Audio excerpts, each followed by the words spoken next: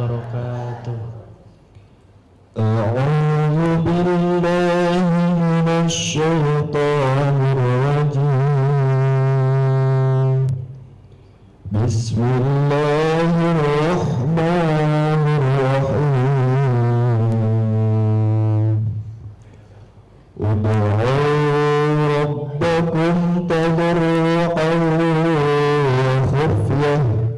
Innahu la yuhibbul mu'tadin. Wa la tufsidu fil ardi ba'da islahiha wad'uhu khawfan wa tama'an. Inna rahmatallahi qaribun minal muhsinin. Sadaqallahul azim. Assalamualaikum warahmatullahi wabarakatuh.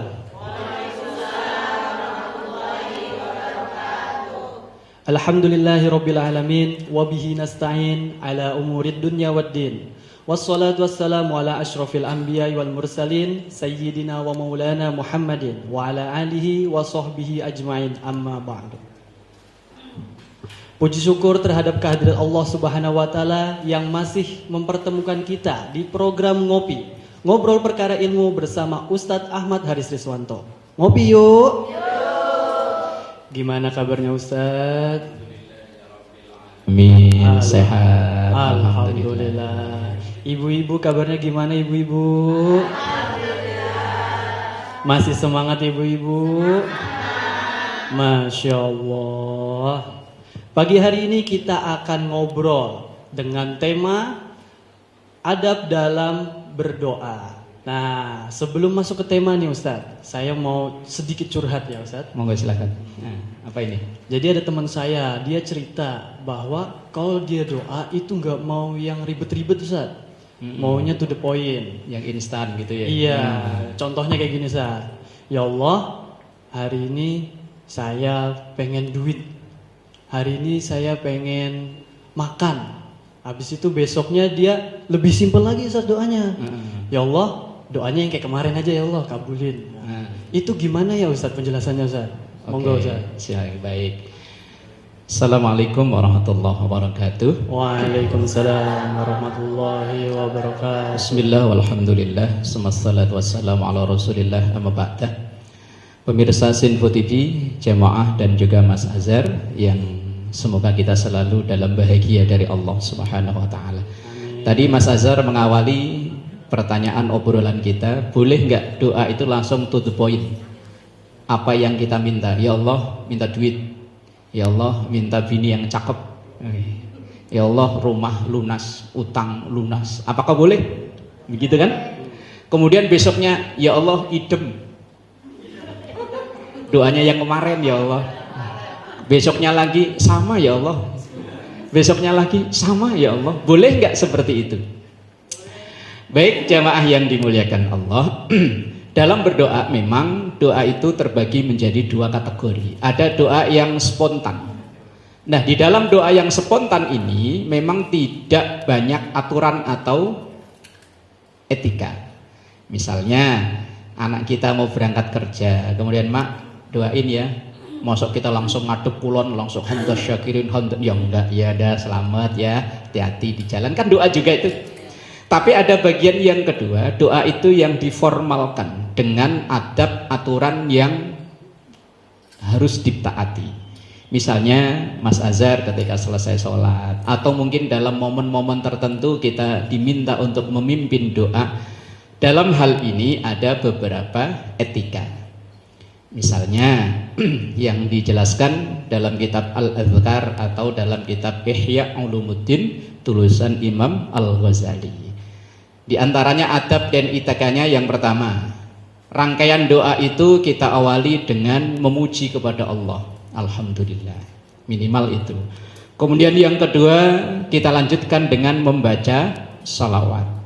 Karena ada dalam hadis Rasulullah, ma min du'ain illa bainahu wa bainas samai hijabun, bahwa antara doa dan langit itu ada hijab, ada penutup. Lah, hatta yusalli alayya, dan hijab atau penutup itu akan terbuka ketika kita membaca salawat. Kemudian yang ketiga, dengan kita beristighfar, memohon ampun kepada Allah. Kemudian yang keempat, kita memilih waktu yang mustajabah. Misalnya kalau hari Jumat ya pas ketika khotib duduk di antara dua sujud. Ini Mas Azhar kalau Jumatan ngantuk apa tidur? Nah, ketika nggak ngantuk, nggak tidur, momen terbaik itu adalah berdoa ketika khotib duduk di antara dua khutbahnya itu. Kemudian ketika turun hujan, nah ibu-ibu biasanya kalau punya jemuran, kalau ada hujan, ya hujan. Padahal itu waktu terbaik loh untuk berdoa saat turun hujan. Kemudian yang selanjutnya, kita memilih waktu-waktu selain waktu kondisi yang mustajabah, juga dalam berdoa kita atur suara kita. Tadi qori kita membaca ud'u rabbakum tadarru'an wa khufyah. Berdoalah kepada Allah tadarru'. Tadarru' itu dengan merendahkan diri kita. Minta jangan nyombong. Nyombong itu gimana? Ya Allah bagi duit dikit aja. Itu nyombong namanya. Wa khufyah, dan dengan suara yang lirih. Allah Maha mendengar. Lah kenapa di masjid-masjid doanya pakai ini? Nah, ini bukan maksudnya kok Allah nggak dengar doa kita, bukan. Kita berdoa bersama itu biar sekaligus mengajarkan etika atau kalimat-kalimat doa. Karena secara tidak sengaja banyak doa yang kita hafal tanpa kita menghafal. Karena seringnya kita sholat berjamaah, imam kita, guru kita berdoa, kemudian kita mendengar. Lah kalau bacanya kok nyemimil, tahu nyemimil Bu? Yang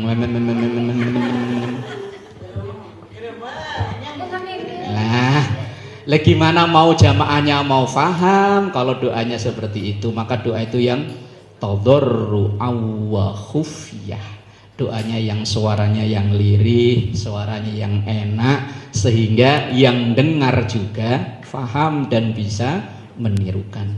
Kemudian yang terakhir, berdoalah dengan sepenuh keyakinan kita bahwa doa kita ini diijabah oleh Allah. Ud'ullah wa antum muqinuna bil ijabah. Berdoalah pada Allah dengan penuh keyakinan bahwa doa kita ini diijabah oleh Allah.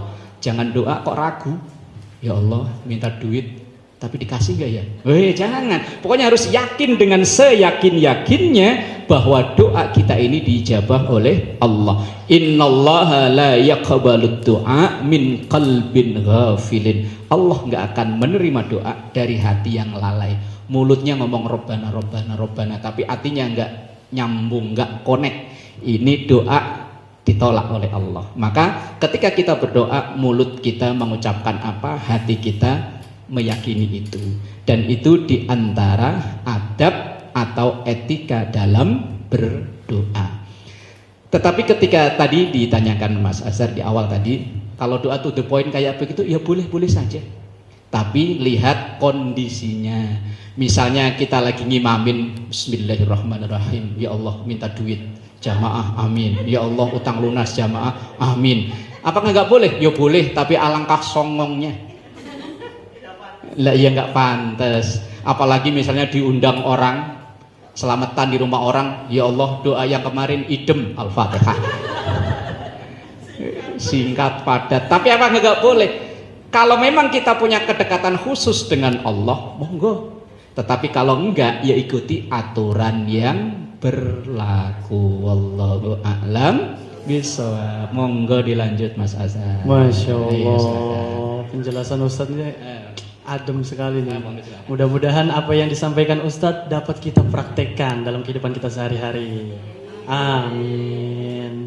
Oke pemirsa Sinpo TV, jangan kemana-mana, tetap di program Ngobrol Perkara Ilmu. Ngopi yuk. Yuk.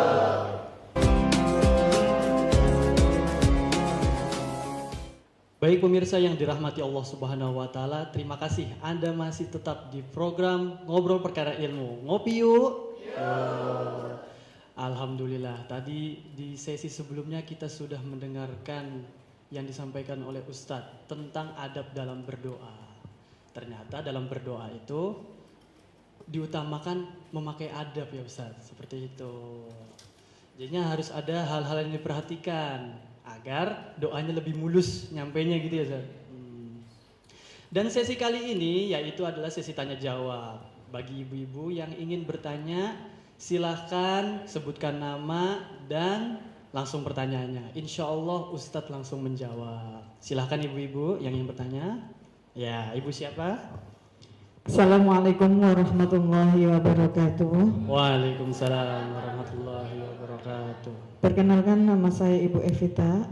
Mohon izin Pak Ustadz bertanya, apakah dalam berdoa diisyaratkan harus punya wudhu Pak Ustadz? Mohon penjelasannya. Terima kasih. Wassalamualaikum warahmatullahi wabarakatuh. Waalaikumsalam warahmatullahi wabarakatuh. Gitu Ustaz. Tadi Bu Evita tanya, apakah doa itu disyariatkan untuk berwudu atau harus banget sih harus wudu gitu Ustaz? Gimana itu Ustaz? Mohon Ustaz. Monggo dijelasin. Baik, jamaah yang dimuliakan Allah dan pemirsa Sinfo TV yang berbahagia, Mas Azhar, memang tidak diwajibkan untuk punya wudhu, tetapi alangkah baiknya dalam keadaan bersuci, dan termasuk adab atau etikanya ketika kita dalam keadaan berwudhu itu keadaan yang paling terbaik, apalagi ini mau meminta atau memohon kepada Allah Subhanahu wa Ta'ala. Tetapi tadi ini bukan kewajiban, tapi merupakan anjuran.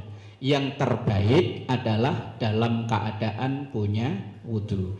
Lah masa iya ketika kita berdoa bermohon pada Allah dalam keadaan darurat harus nyari wudhu dulu kan? Ya tidak. Tetapi kalau dalam keadaan yang tidak darurat, alangkah baiknya ketika kita berdoa juga punya wudhu. Wallahu a'lam. Monggo lanjut Mas Azhar. Gimana Bu Evita tadi jawaban dari Ustaz? Alhamdulillah mudah dipahami ya.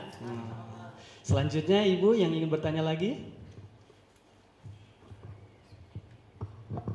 sebutkan nama sama pertanyaannya. Assalamualaikum warahmatullahi wabarakatuh. Waalaikumsalam warahmatullahi wabarakatuh. Nama saya Ibu Wina Agustina. Ini Pak Ustadz mau bertanya, apakah semua doa kita dikabulkan oleh Allah? Assalamualaikum. Waalaikumsalam warahmatullahi wabarakatuh. Tadi Ustadz pertanyaannya, apakah doa kita itu dikabulkan oleh Allah Subhanahu wa Ta'ala?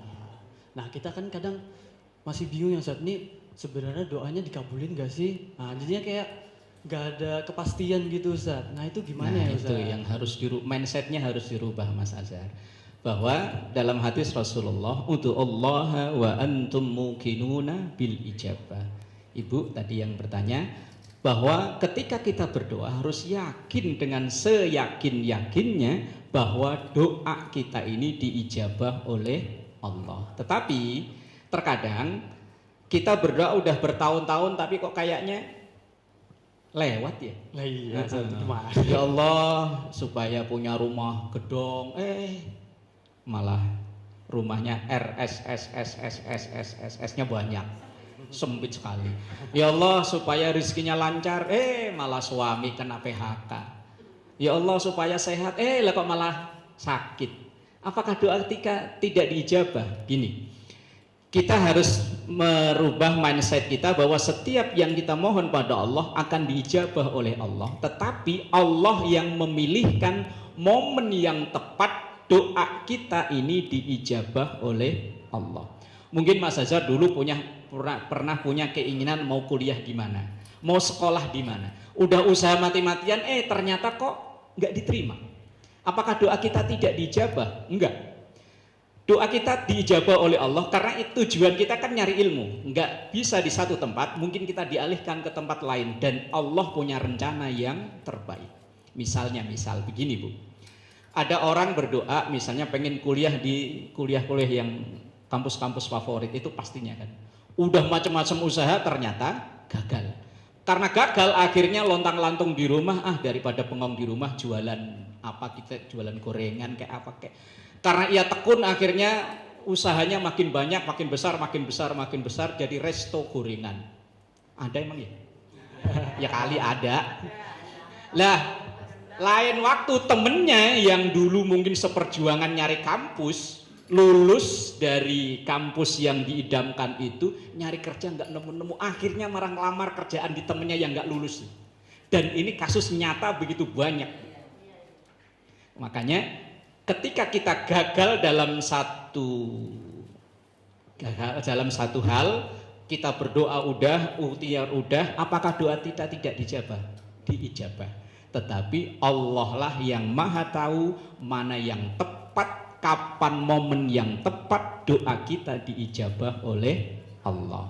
Misal semua orang kan pasti pengennya banyak duit. Ada yang pengennya enggak punya duit? Enggak ada ya. Pengennya punya banyak duit. Wong jauh-jauh dari kampung datang ke sini nyari apa? Pagi-pagi bangun jam 3 dibelain pontang-panting nyari apa? Pulang sampai malam dibelain nyari, dibelain pisah sama keluarga di kampung nyari, doanya minta duit. Tapi kok malah sebaliknya. Lah, apakah doa kita tidak diijabah? Diijabah oleh Allah. Tetapi Allah maha tahu kapan yang tepat Allah mengkaruniai duit yang banyak buat kita. Bisa jadi kita yang hari-hari rajin ke majelis taklim dengan tetangga kanan kiri akur, begitu banyak duit, mainannya bukan di majelis taklim. Sono. Biasanya sama tetangga kanan kiri sering ngobrol, saling berbagi, begitu banyak duit sama tetangga nggak kenal. Ya justru kadang malah permohonan kita ini ketika diijabah saat itu juga bisa jadi nggak baik. Makanya tadi dalam hadis ud'ullah wa antum muqinuna bil ijabah. Kita berdoa pada Allah dengan hati yang yakin bahwa doa kita ini pasti diijabah oleh Allah Subhanahu wa ta'ala. Dan juga jamaah yang dimuliakan Allah, terkadang sesuatu yang kita inginkan itu bukan yang terbaik buat kita. Dan sebaliknya sesuatu yang tidak kita inginkan bisa jadi malah yang baik buat kita. Dalam Quran itu kan ada ayat, sesuatu yang kita sukai itu belum tentu baik buat kita. Tapi sesuatu yang kita benci juga belum tentu buruk buat kita. Maka dalam keseharian kita kan ada doa, ada ikhtiar. Sesuatu yang kita inginkan kita doakan, kita ikhtiari. Tapi terkadang tidak dikabulkan oleh Allah. Jangan langsung bersuudzon. Wah, doa saya nggak diijabah, bukan. Doa kita diijabah, tetapi nanti Allah yang menentukan kapan yang tepat doa kita ini, keinginan kita ini diijabah oleh Allah Subhanahu wa ta'ala. Wallahu a'lam bisa. Monggo lanjut Mas Hasan. Gimana Ibu jawabannya tadi? Alhamdulillah. Jadi singkatnya Ustadz, kita jangan berburuk sangka gitu ya Ustadz.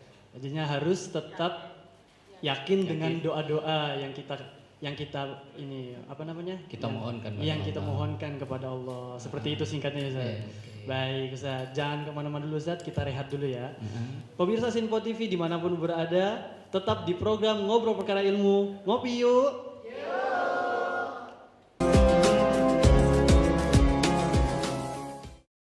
Baik pemirsa yang dirahmati Allah Subhanahu wa taala, terima kasih Anda kembali lagi di program Ngopi, Ngobrol Perkara Ilmu bersama Ustadz Ahmad Haris Riswanto. Ngopi yuk. Alhamdulillah, tadi kita sudah mendapatkan insight dari Ustadz tentang adab dalam berdoa. Nah, boleh nih Ustadz, kita minta kesimpulannya dari pembahasan kita dari awal sampai akhir tadi. Boleh Ustadz? Kesimpulannya Ustaz. Baik, jamaah yang dimuliakan Allah dan juga pemirsa Sinpo TV, Mas Azhar. Dalam kita bermohon pada Allah Subhanahu wa ta'ala, tentunya ada etika yang harus kita perhatikan. Memang dalam kondisi-kondisi tertentu kita berdoa secara spontan. Apa yang kita mohon pada Allah itulah yang kita doakan. Tapi dalam saat-saat formal, lah doa itu ya diformalkan dengan aturan-aturan atau dengan etika dan adab yang diajarkan oleh para ulama-ulama kita. Dan juga di dalam kita berdoa, kita perhatikan mana doa yang terbaik. Di dalam berdoa itu pun ada rankingnya. Ranking tertinggi itu doa yang diambil dari ayat Quran. Paham nggak paham, ngerti nggak ngerti, ada pahalanya. Seperti doa andalan kita, Rabbana atina fid dunya hasanah. Nah, doa andalan. Ngerti nggak ngerti, pahalanya ada. Kemudian doa yang kedua, ranking kedua itu yang diambil dari hadis Rasulullah. Seperti misalnya doa Allahumma inni as'alukal huda wat tuqa wal afafa wal ghina. Atau Al-Imam Syahid Hasan Al-Banna menamakan dengan Al-Ma'surat, doa-doa yang diambil dari Quran dan hadis. Kemudian yang level ketiga yaitu doa yang diajarkan oleh guru kita. Kalau ibarat anak santren dulu yang diijazahkan. Misalnya, kamu biar rezekinya bagus, baca nih doa ini. Nah, itu namanya doa yang diijazahkan atau yang diajarkan oleh guru kita. Kemudian ada doa yang level keempat adalah doa yang kita faham artinya. Jangan sampai gara-gara hanya dengar-dengar kemudian kita amalkan, tapi kenyataannya malah berbanding dengan terbalik dengan apa yang kita inginkan. Misal, mohon maaf ya. Orang yang tinggal di daerah kekurangan air tentu dalam doa-doanya selalu diselipkan doa minta hujan. Lah kita di Jakarta, Bekasi, Tangerang dan sekitarnya kan bukannya kekurangan air, seringnya kelebihan sampai banjir. Lah gara-gara sering dengar dulu di kampung doa minta hujan itu dibaca terus, kita nggak paham artinya, pindah ke Jakarta, pindah ke Bekasi, doanya dipajak. Padahal lagi hujan gede, rumahnya udah kebanjiran. Lah makanya doa ranking yang keempat adalah doa yang kita faham artinya. Nah, karena kita kebetulan ditakdir oleh Allah lahir di Indonesia, yang kalau nggak belajar bahasa Arab ya kita mana tahu. Dan doa yang diajarkan dalam Quran dan hadis kan ya bahasa Arab. Maka kita ajar atau kita pelajari doa-doa yang kita mohonkan pada Allah, dan kalau memang mentok ya doa yang kita faham artinya. Apalagi yang to the point tadi, ya Allah minta duit, ya Allah minta jodoh yang cakep, dan seterusnya. Ini dalam berdoa kita memilih doa yang terbaik tentunya. Dan juga jamaah yang dimuliakan Allah, ini terus saya ulang-ulang karena kadang di antara kita ketika berdoa sehari, 2 hari, 3 hari, sebulan, 2 bulan, setahun, 2 tahun, kok kayaknya belum ada hasil dari doanya, kemudian putus asa.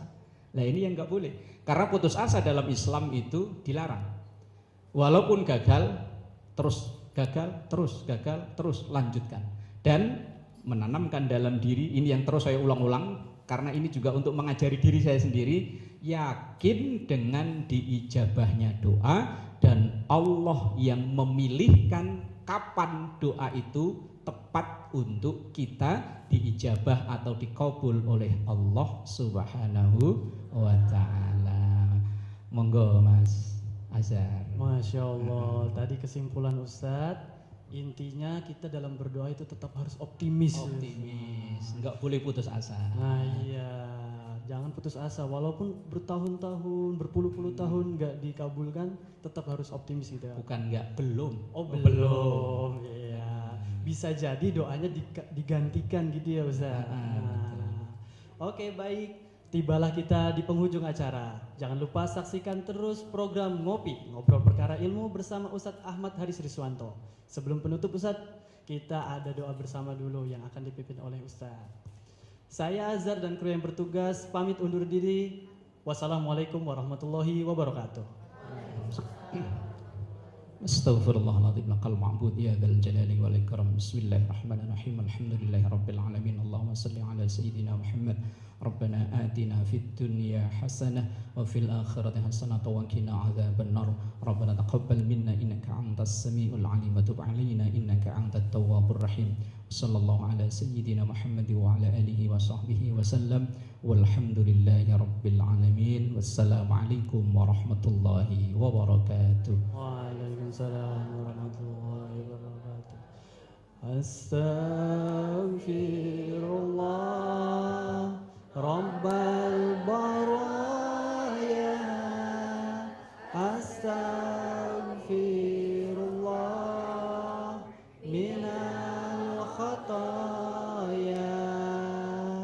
Astaghfirullah Rabbal baraya. Astaghfirullah